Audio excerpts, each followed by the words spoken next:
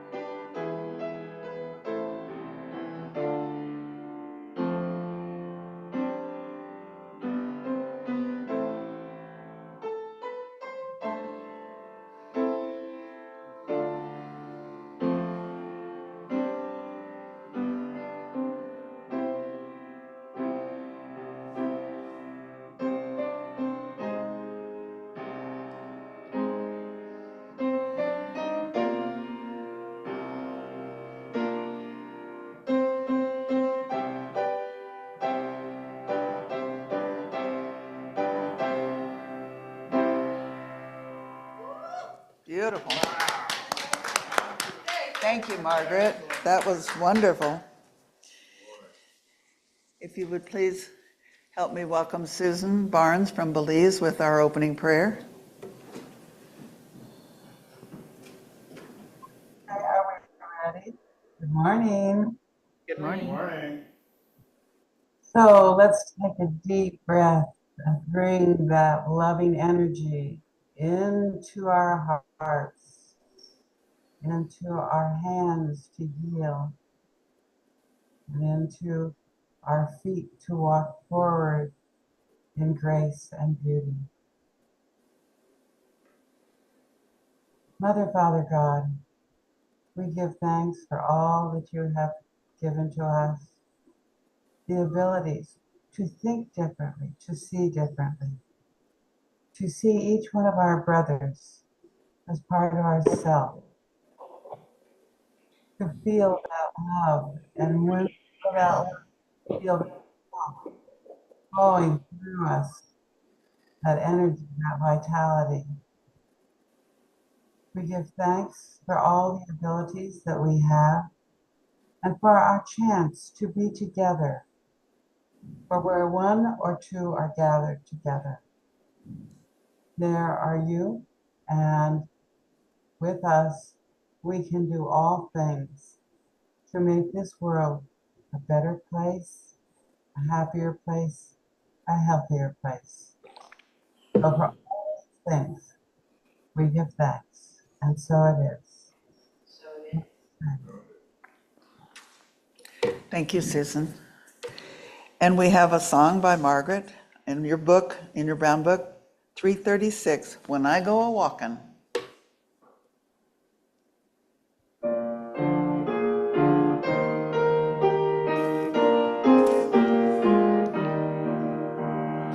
When I go a-walking and the sun is bright, then I go a-singing, for my heart is light. Sing a song of gladness all along the way. God is ever with me and will keep me through the day.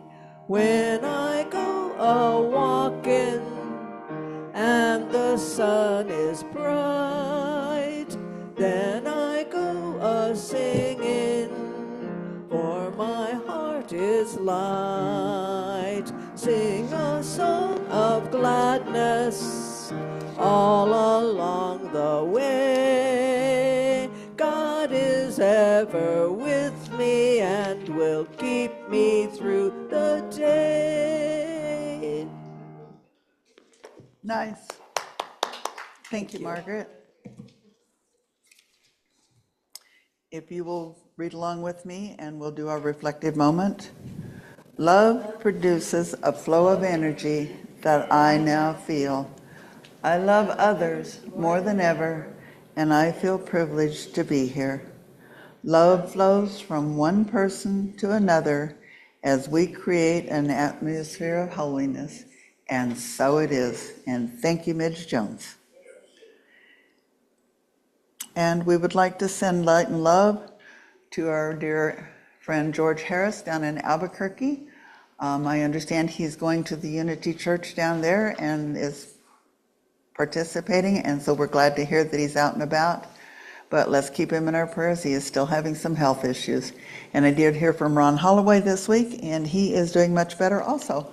His heart is increasing its capacity for blood flow, and he is feeling better, and so he's hoping to be back with us soon. Anybody else that you might need to, just say their name and take a moment to think of them. Shall we tone his name? George's name?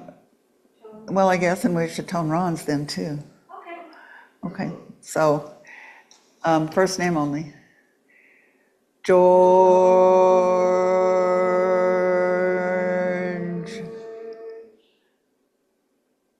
Ron.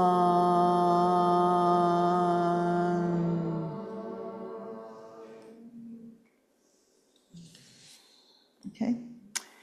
And I guess you left meditation in here. We don't have a meditation today. Okay. And the song is the Garden Song. It's in your binder. That would be the 3-ring binder.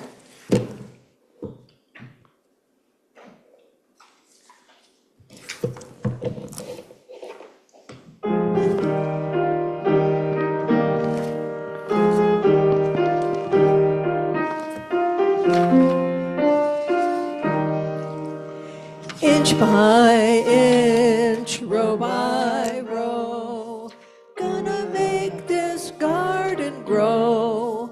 All it takes is a rake and a hoe and a piece of fertile by inch, row by row. Someone bless these seeds I sow. Someone warm them from below till the rain comes tumbling down. Pulling weeds and picking stones. Man is made of dreams and bones. Feel the need to grow my own, 'cause the time is close at hand.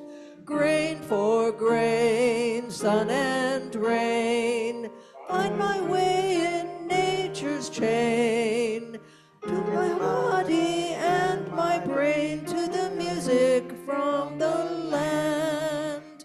Inch by inch, row by row, gonna make this garden grow. All it takes is a rake and a hoe and a piece of fertile ground. Inch by inch, row by row, someone bless these seeds I sow. Someone warm them from below till the rain comes tumbling down. Plant your rows straight and long. Temper them with prayer and song. Mother Earth will make you strong if you give her love and care. An old crow watches hungrily from his perch in yonder tree. In my garden I'm as free as the feathered thief up there. Inch by inch, row by row, gonna make this garden grow. All it takes is a rake and a hoe and a piece of fertile ground. Inch by inch, row by row, someone bless these seeds I sow. Someone warm them from below till the rain comes tumbling down. Watch the sprouts pop up strong, reaching up to catch the sun. Drinking in the rain so wet, always raising stems in praise. Thank you, God, thank you, God, for the sun and moisture cool. I bent down to pull the weeds, each plant can breathe. Inch by inch, row by row, gonna make this garden grow. All it takes is a rake and a hoe and a piece of fertile ground. Inch by inch, row by row, someone bless these seeds I sow.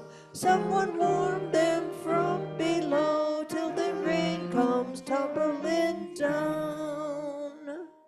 Thank you, Margaret. Oh, yeah. We kind of had a little bit of a reconstruction here on our bulletin, so I would like to welcome Steve with our positive thought for the week, if you would. Reading, so cool.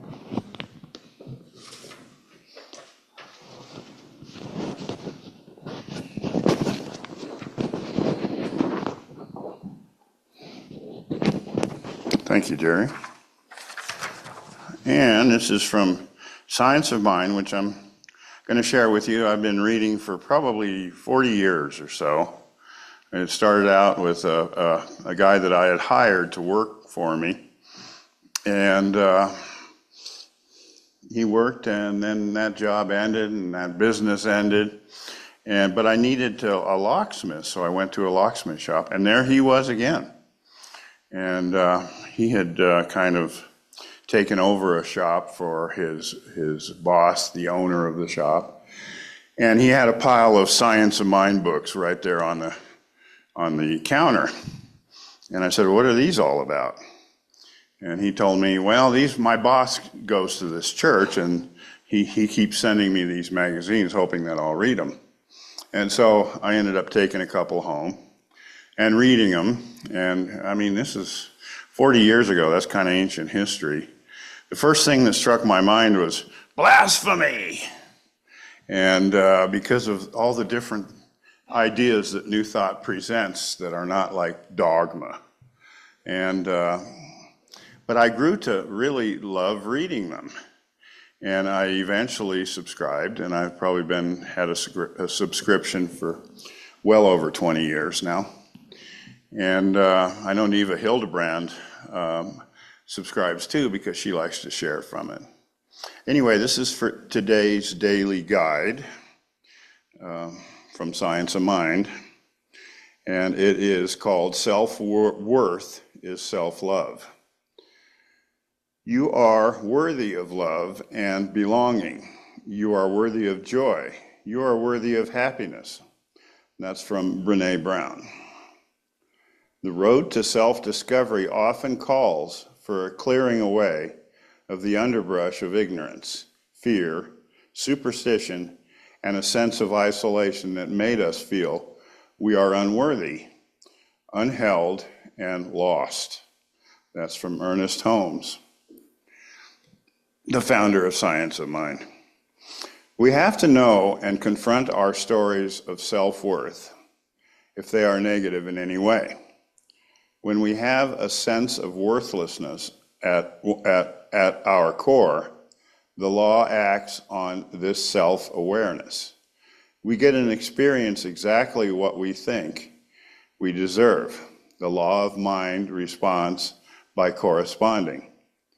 When we find ourselves experiencing things and conditions that are not born out of abundance, joy, or love, we likely are experiencing some patterns of unworthiness operating within our consciousness. This means we must be willing to challenge those patterns and let them go. Have you noticed that I keep saying that? For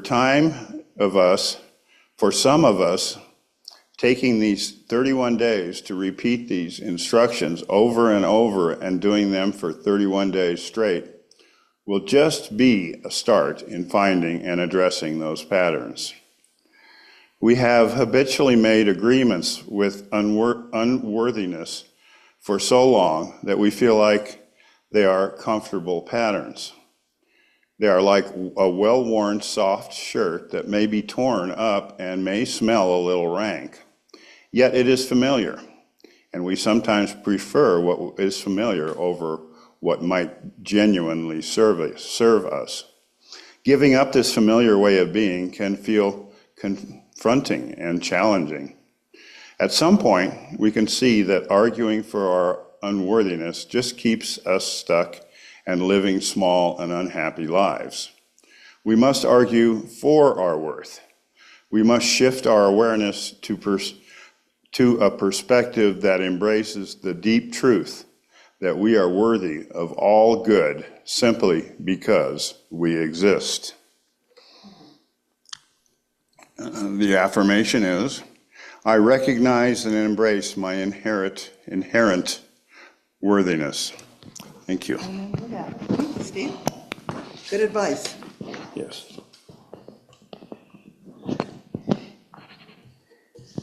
And now, if you would please help me welcome our dear Susan Barnes from Belize down in Central America. We haven't heard from her in a long time, and we're anxious for her words of wisdom. So please help me welcome her. Anyway, good morning. And I find it so appropriate that Steve's mentioned that when he first read any of this information, he thought it was blasphemous. And sometimes it's difficult to hear things. So the title of my talk is It True?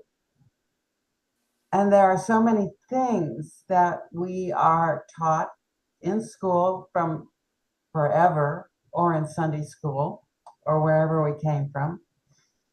But you know, there's a whole lot of things coming up now that are beginning to question that.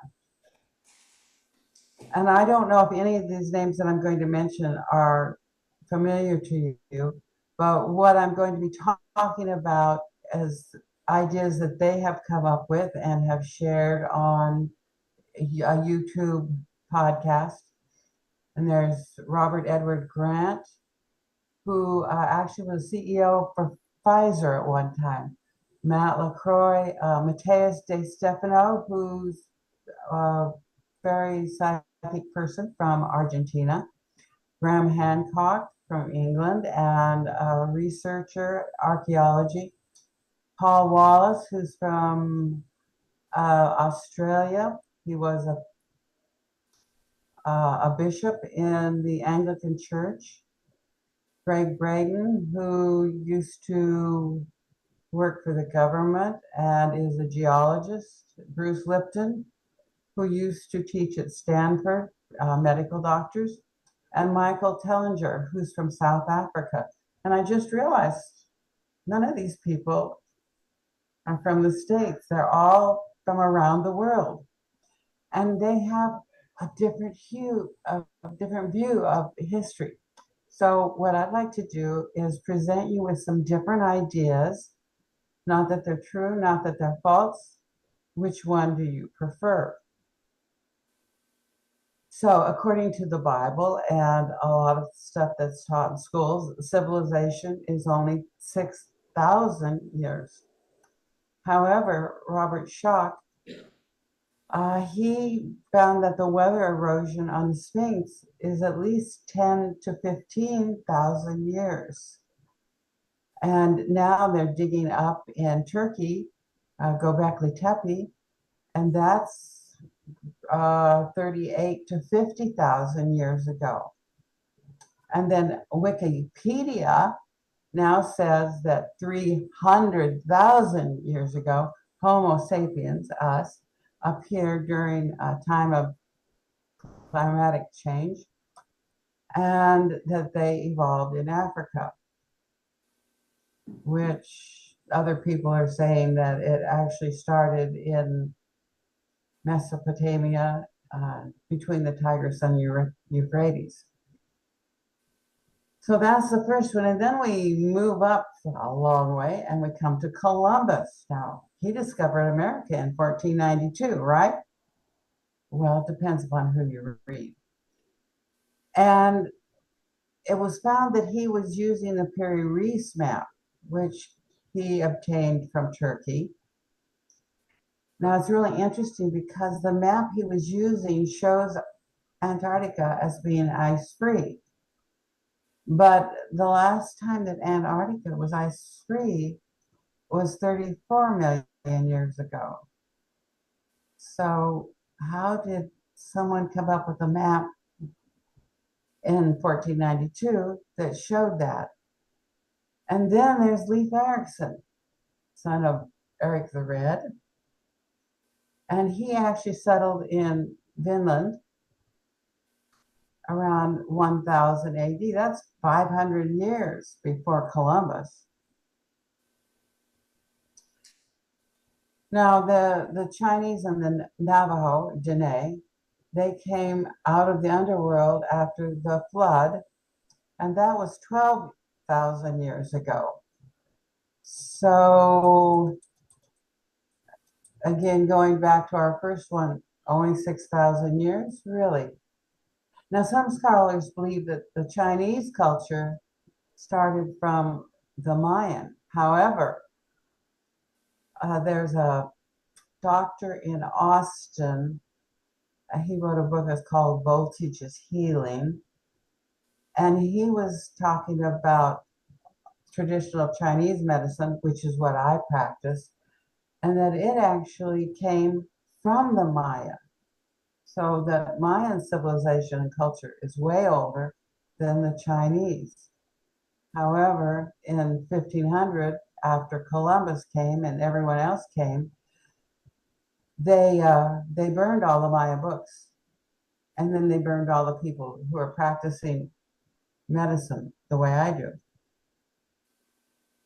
So, these give us a whole different idea of where people came from and how they learned.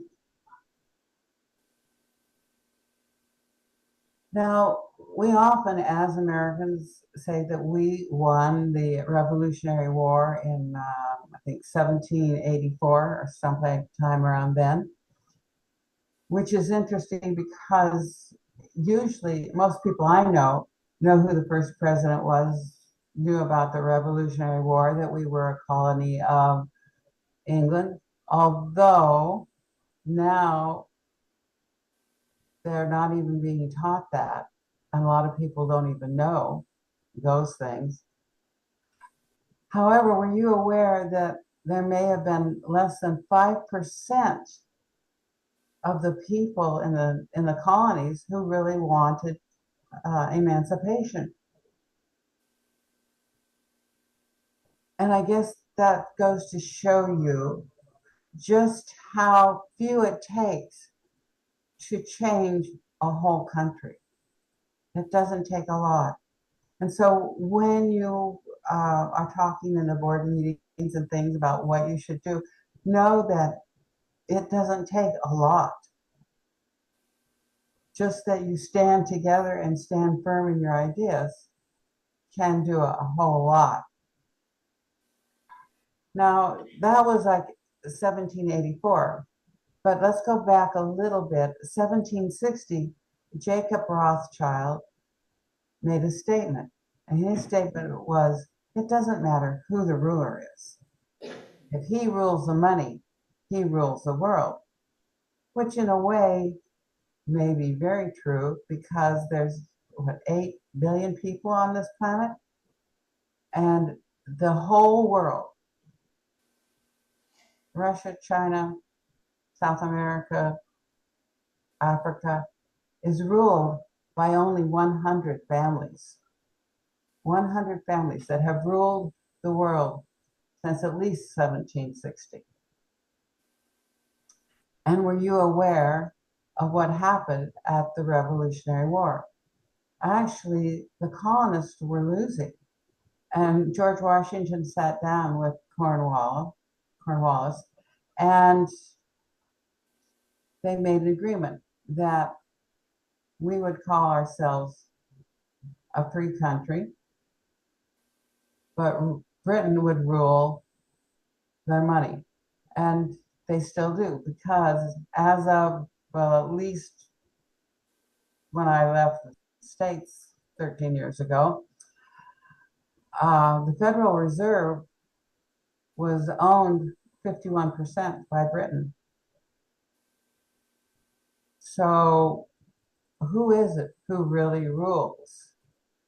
And going back to Rothschild, it doesn't matter who the ruler is. Those 100 families, which are all pretty much descendant or related to Rothschild, rule the whole world. Now remember, these are just concepts from different points of view. And you get to choose which you want to follow. Now, there are those who say that the DNA governs the diseases you will get. Now, Bruce Lipton was a professor at Stanford, and he was teaching the medical doctors this. Yet he's also a researcher. And in his research, he found it was not the DNA. What he found is that it was environment. So it's the foods that we eat or do not eat. It's the exercise we get. It's what we're drinking. It's, do we go out and get sunshine, or do you slather yourself with a cream that actually is carcinogenic? Can you forgive? And that's not always an easy thing. How are you breathing? How are your lungs? And when we were talking in book reading, the lungs and the air we breathe often are related to grief, sadness, things like that. And so that has a lot to do with our health. Our rest, are we sleeping? Especially between the hours of 10 and 2, because that's the time when our body actually heals. Do we have a belief in a higher power? It doesn't matter at all which flavor you choose. Can you believe in a higher power that you're a part of? Do you ground? Can you hug a tree? Do you go barefoot in the grass? These are things that are important because you have this polarity, yin and yang. And this polarity of yin and yang is very much, they actually have a photo of it in, oh crumb, now I can't think of physics. Anyway, they have of the different molecules floating around. And what they found is when entanglement, that's the word I was looking for. Entanglement with that, and they took a picture of it, they actually found the Chinese symbol for yin and yang. So that's why the polarity. It's Father Sky, which is yang, Mother Earth, which is yin. And we need to ground. We need to take in that sunshine and we need to ground ourselves with the earth energy, yin and yang. What is your attitude? Is it one of compassion, of love, of understanding? Not tolerance necessarily, but understanding. And for those of us who are a day over 50, and we may have children and grandchildren, what's really important is sharing of our time, our energy, our love. All of these things.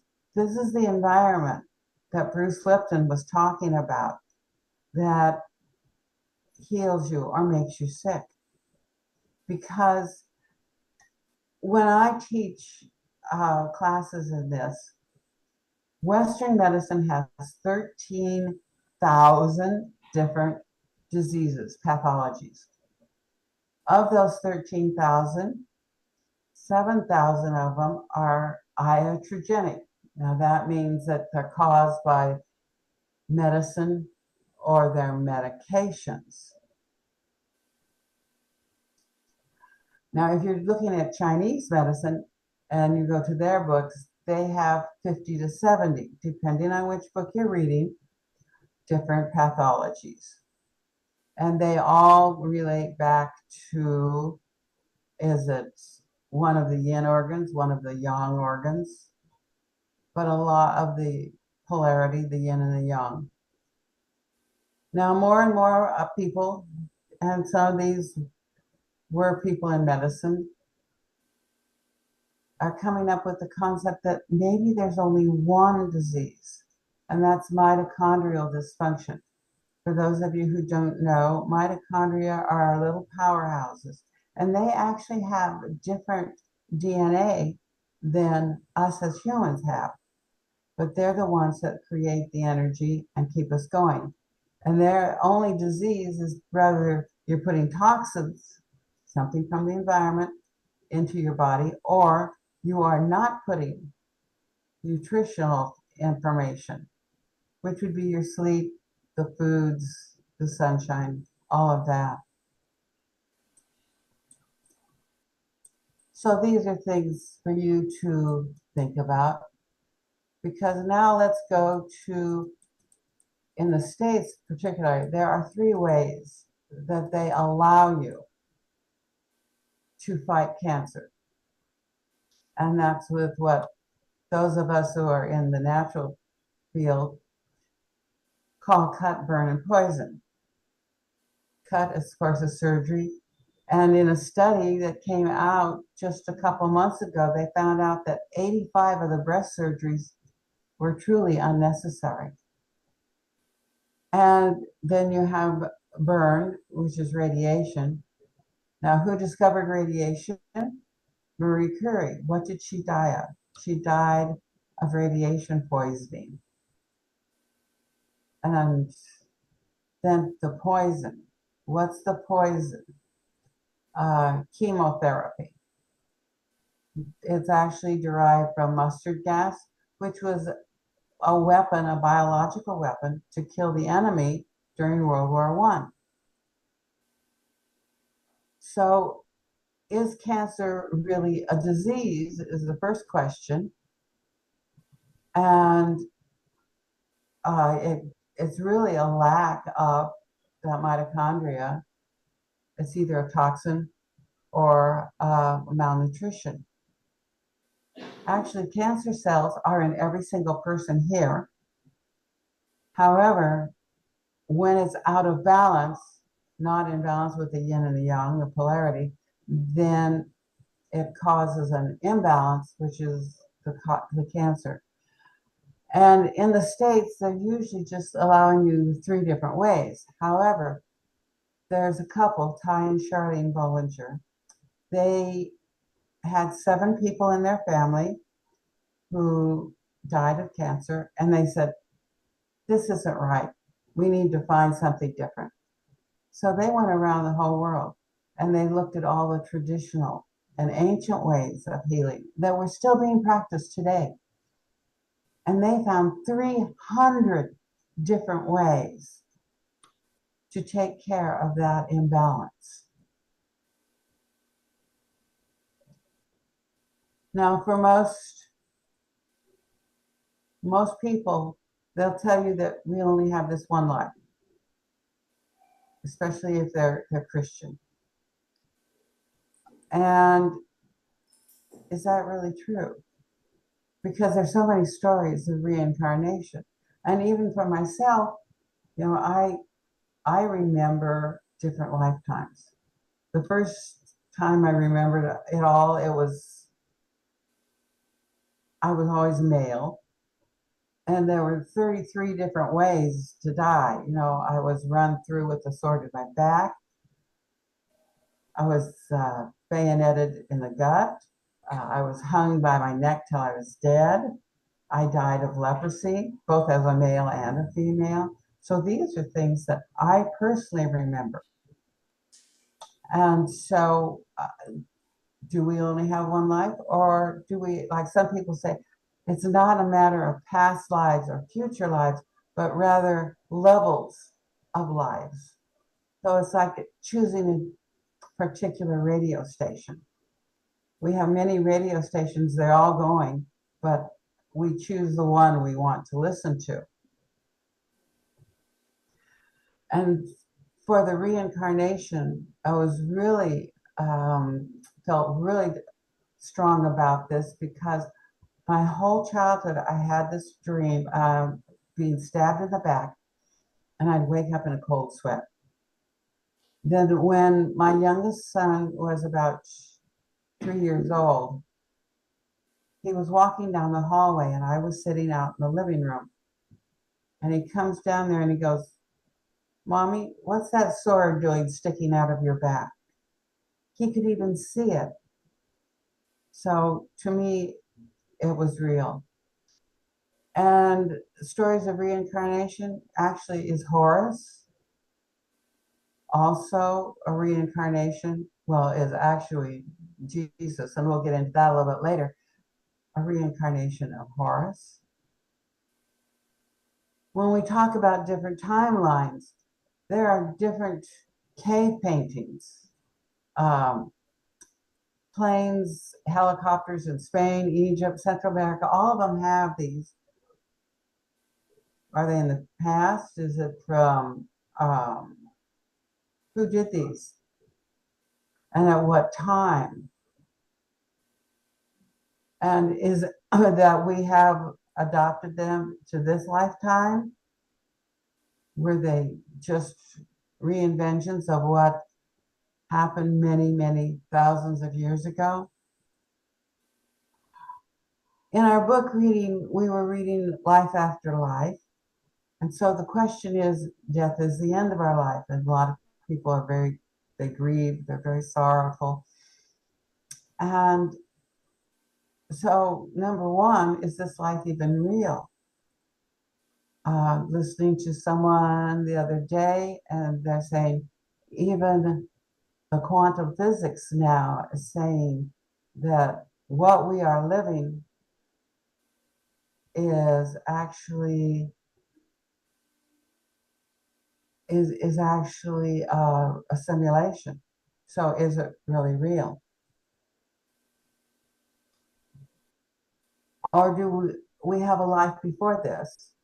And then we're offered different options, and we come down to the life that's going to teach us the most. And does our life continue on? And so the last issue that I wanted to cover are the incarnations of what people call the Christ consciousness. Most people would call it Jesus. However, Jesus may just be a saying, "Hail Zeus," because there was no J 2,000 years ago. There was a person, almost everybody that I've listened to all say, there was a person known as Yeshua. But for the Christ consciousness, one guy wrote a list of names of people, of entities that they considered the Christ consciousness. And so I'd like to just list some of those. One of them was Osiris. And this is an Egyptian god of the afterlife, the underworld of fertility. Supposedly he was murdered by his brother Seth, and later he was resurrected, actually by his wife Isis.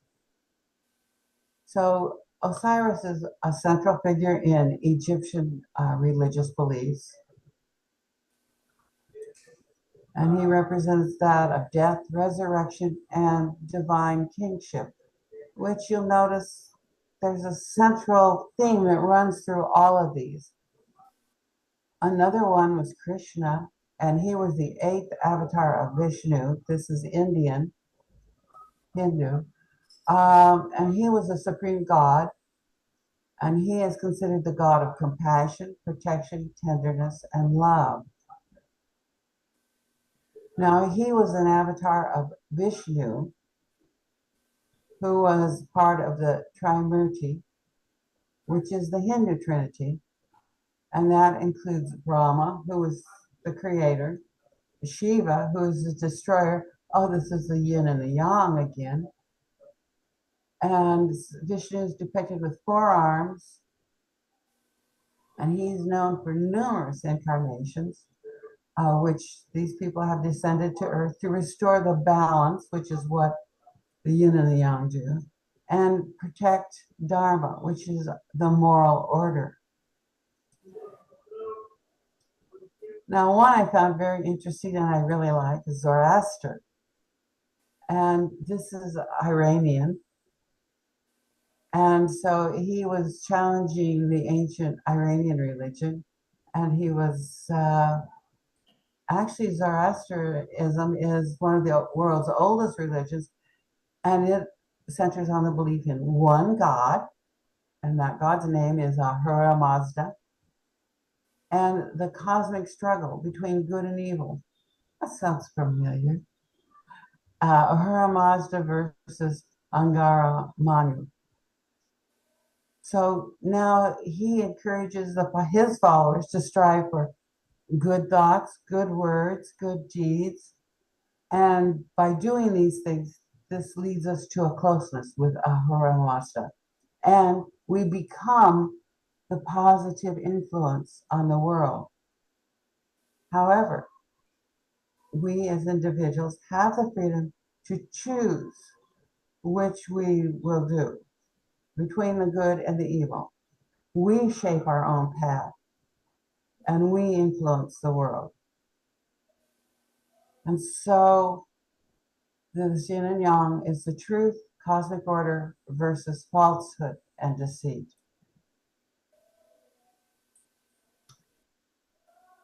So Zoroastrianism also respects the natural world, which is really important to me, and includes the elements of water and fire in an afterlife.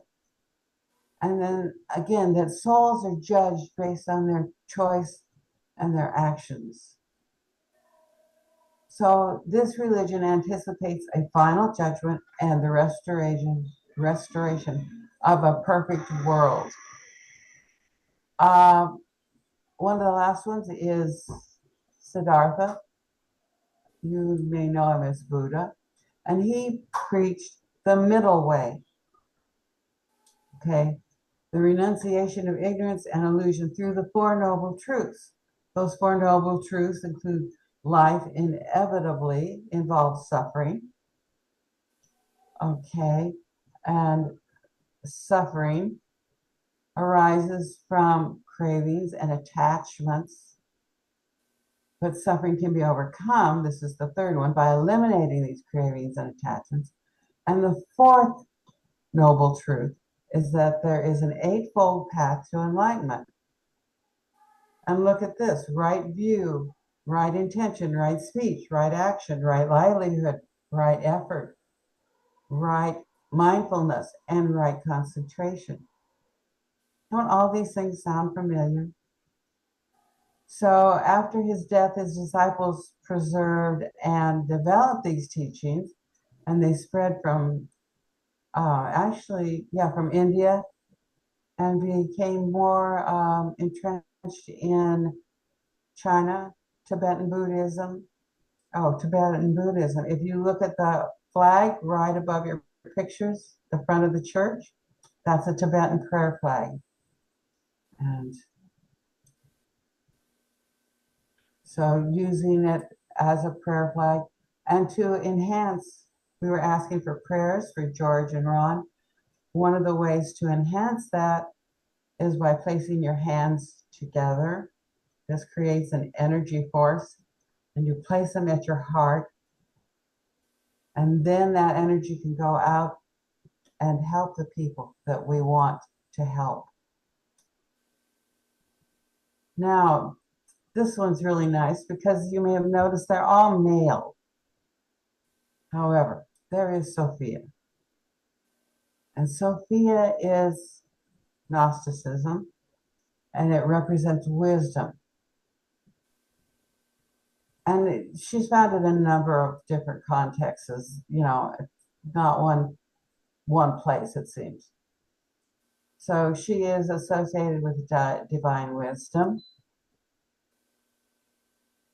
and plays a good part in the creation.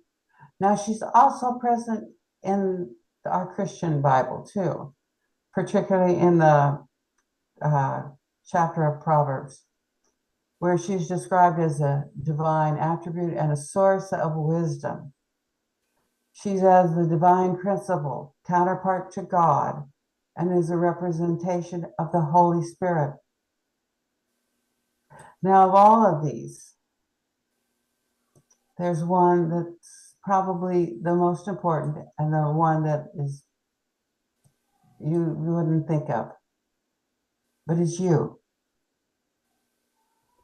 Okay, if God is a vibration, all things that are and were created are simply vibrations. How we are animated by this vibration. So we all have this vibration of God within us. So then we ask the question, are we not a physical manifestation of God? And who do we need to turn to for our salvation if it's not us and for our brothers? So Course in Miracles tells us that we are saved by right-mindedness. Sound familiar? By recognizing that we are one with our brothers and sisters. By right-mindedness, we realize that the Spirit of God is in each one of us, and that we see all that is holy within ourselves and within each other. And so the manifestation then of the Christ consciousness is you. And it is through you that others will be saved, and that we'll that you will find salvation within yourself. So after considering all the above ideas, I ask you, what is the truth? And where do we look for it? And whose truth is it, really? Namaste.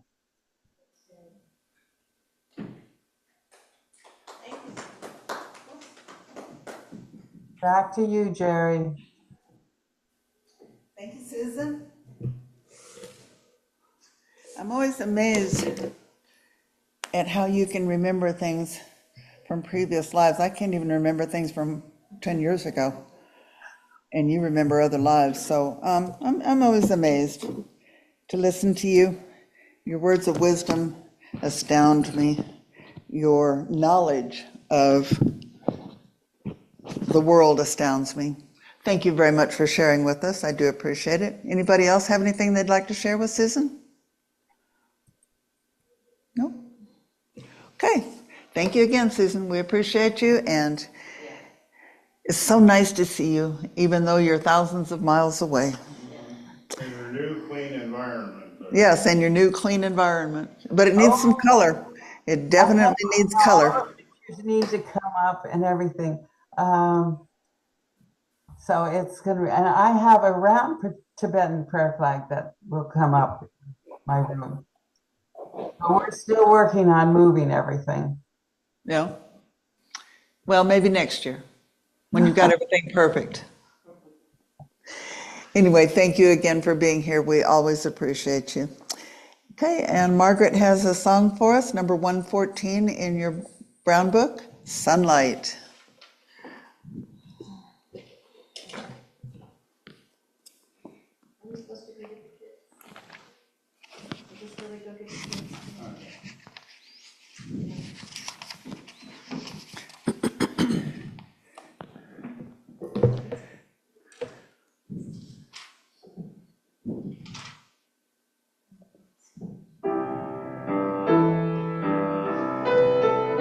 Actually, I'll go.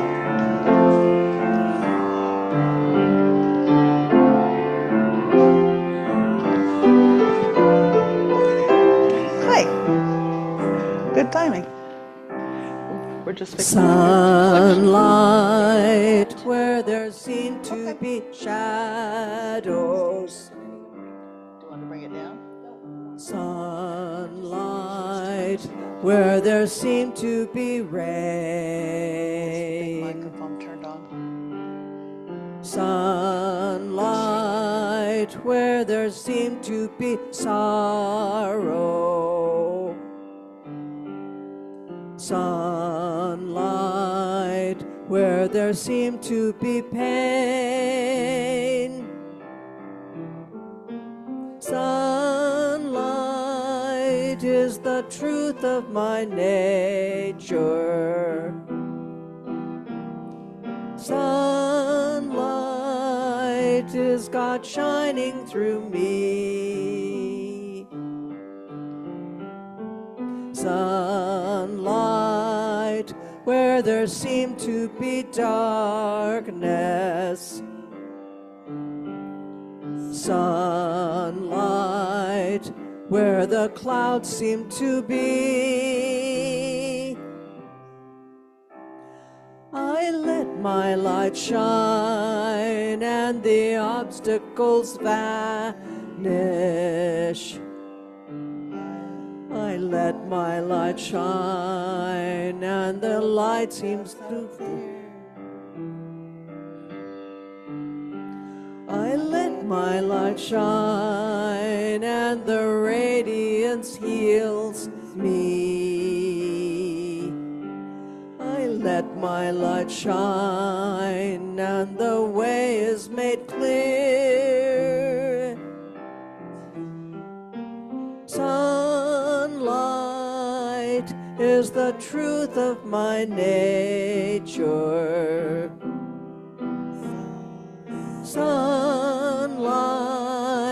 is God shining through me. I let my light shine and my world is illumined. my light shine, and the light sets me free. Thank you, Margaret.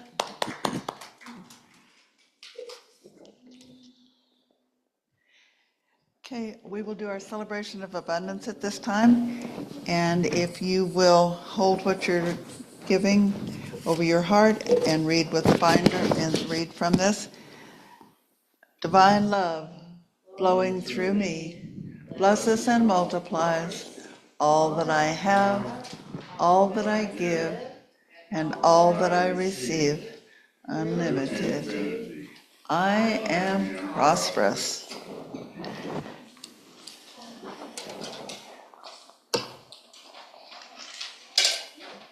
You need a few more things to hold on to, Steve.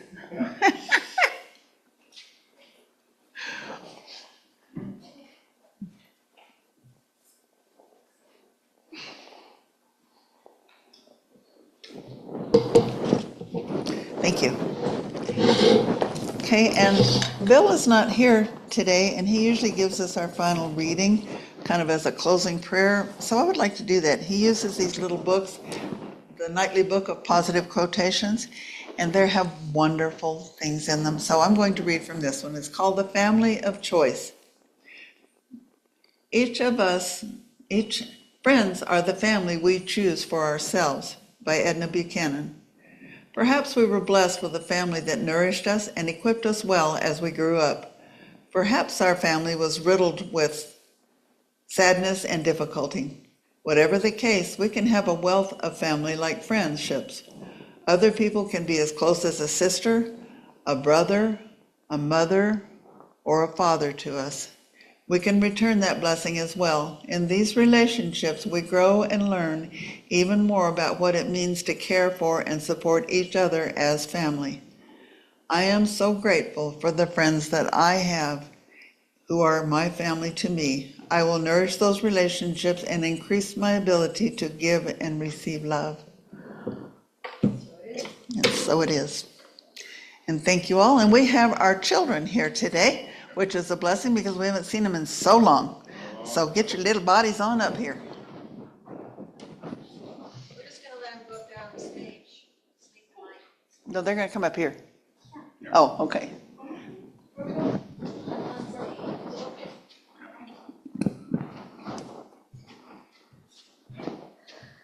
But there's no light on it, Shay.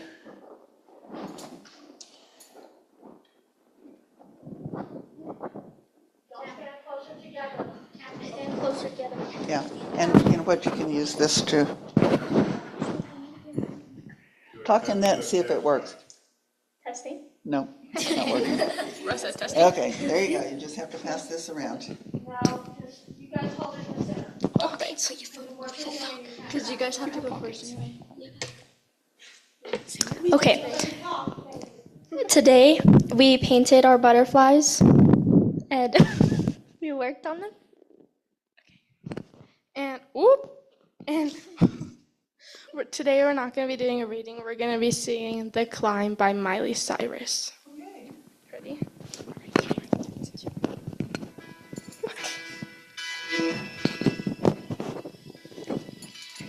Almost see it, that dream I'm dreaming, but there's a voice inside my head saying, you'll never reach it.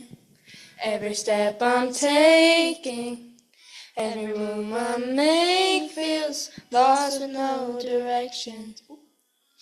My faith is shaking, but I gotta keep trying. Gotta keep my head held high. There's always gonna be another mountain. I'm always gonna wanna make it move. Always gonna be an uphill battle. Sometimes I'm gonna have to lose. Ain't about how fast I get there. Ain't about what's waiting on the other side.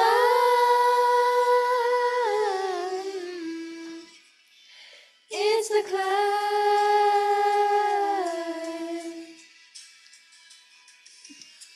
The struggles I'm facing, The chances I'm taking sometimes might knock me down, but no, I'm not breaking. I may not know it, but these are the moments that I'm gonna remember most, yeah. Just gotta keep going, and I gotta be strong.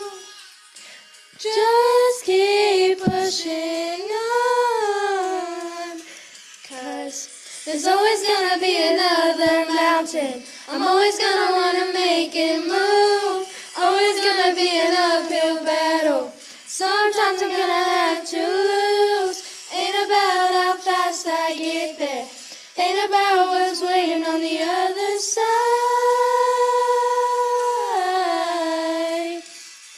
It's the climb.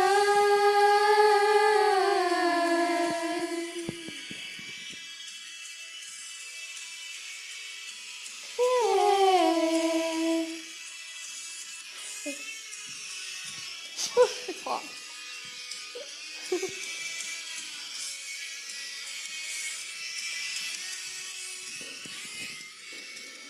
There's always gonna be another mountain. I'm always gonna wanna make it move.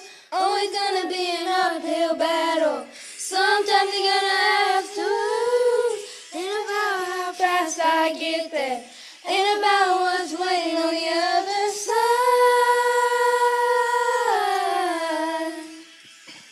It's the climb.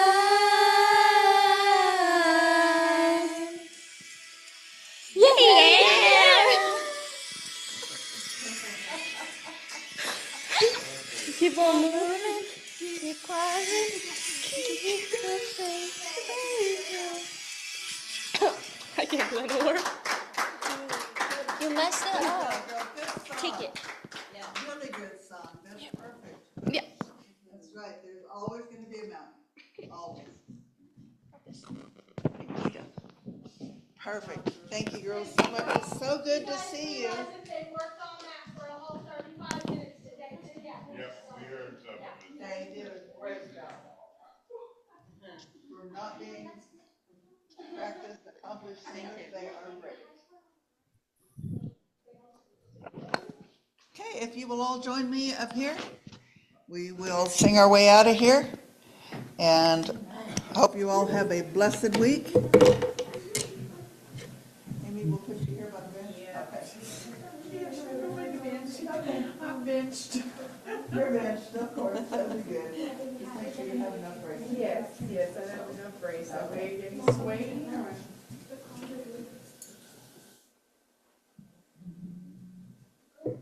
Oh my.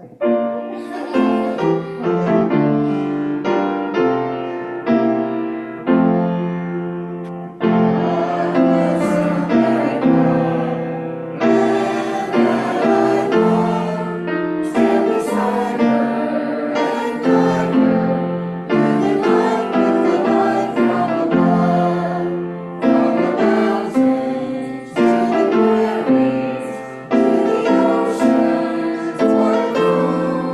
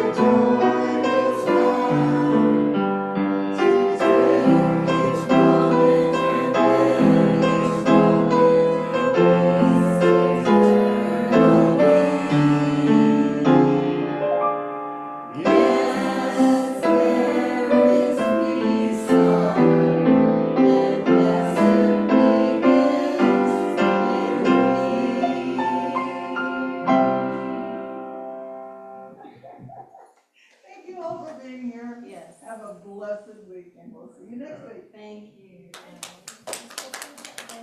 Start it off. Yep, great way to start it off. Where did these come from? I had them made.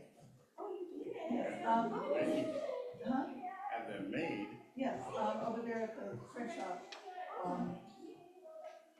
Sherry Jolly used to make those.